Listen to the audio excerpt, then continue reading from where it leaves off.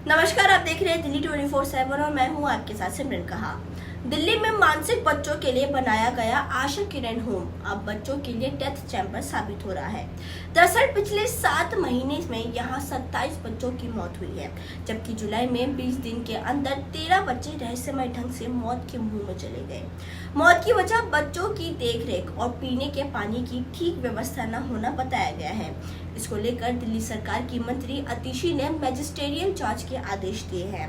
उधर राष्ट्रीय महिला आयोग की अध्यक्ष रेखा शर्मा ने आशा किरण में हुई मौतों को लेकर कहा है कि हम फैक्ट फाइंडिंग टीम को स्पॉट पर भेज रहे हैं। टीम मानसिक स्वास्थ्य रोगियों की मौत के लिए जिम्मेदार सभी अधिकारियों से मुलाकात करेगी। चलिए अब एक नजर डालते हैं अब तक की हुई मौतों पर। इस साल जनवरी में यहाँ 3 मौत हुई, जबकि फरवरी में 2, मार्च में 3, अप्रैल में 2 और मई में 1 मौत, जून में फिर 3 मौत और बीते महीने जुलाई में कुल 13 मौत हुई है। जबकि पिछले साल 2023 में जनवरी से जुलाई के बीच कुल 13 बच्चों की मौत हुई थी। जाहिर है पिछले महीने इस शेल्टर होम में उतने बच्चों की मौत हुई है जितनी पिछले साल 6 महीने में हुई थी। यह भी साफ है कि इस साल मौतों का आंकड़ा पिछले सालों के मुकाबले कई गुना है।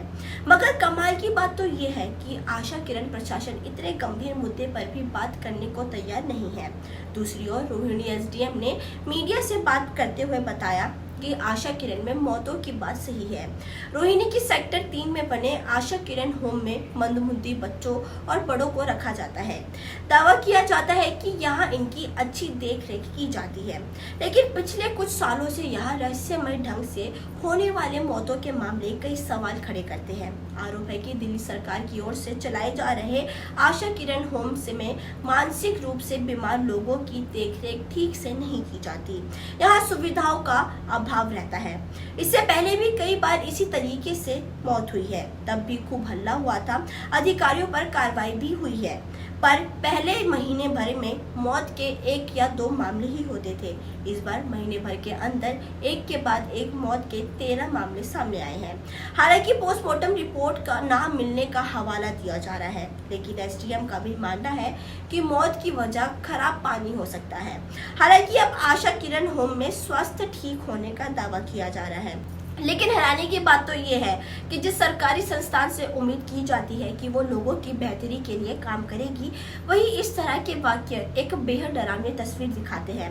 वैसे अब बच्चों की मौत को लेकर कार्रवाई की बात कही जा रही है। इसमें कोई शक नहीं है कि इन मौतों के लिए जिम्मेदार अधिकारियों कर्मचारियों पर एक्शन होगा, लेकिन जिन बच्चों की मौत लापरवाही की वजह से हुई है, क्या उन्हें कोई लौटा सकता है?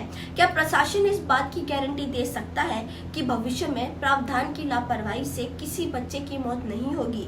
सवाल बहुत है, लेकिन जवाब देने वाला कोई नहीं। अब आगे ये देखना बाकी है कि दिल्ली सरकार आशा किरण होम के साथ कड़ी कार्रवाई करती है या नहीं। ये जानने के लिए आप देखते रहिए दिल्ली 24/7। धन्यवाद।